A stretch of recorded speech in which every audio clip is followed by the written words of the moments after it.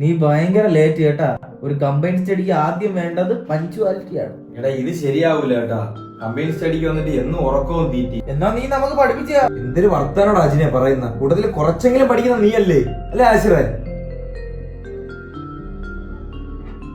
ഇവ എന്തൊരു ഉറക്കൂടാ. ഈ കട്ടിൽ ഇനി കുറച്ച് സ്ഥലങ്ങളുണ്ട്, നിനക്ക് കിടക്കാൻ വേണ്ടിട്ട് ഞാൻ ഇട്ടേക്കുന്നത്. വന്ന് കേട്ടാ.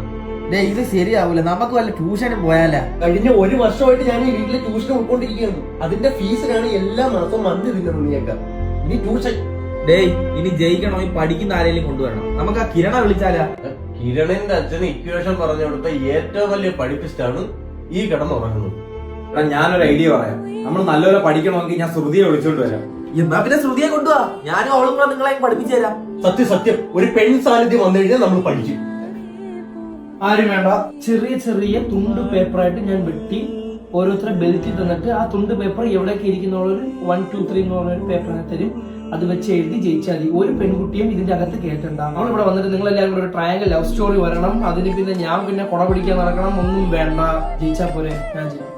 Okay okay. എന്നാ പിന്നെ അങ്ങനെ ആവട്ടെ. ഇവിടെ നല്ല കാറ്റ്. ഇനിയിപ്പം ബദാമിന്ന് തുടങ്ങാം.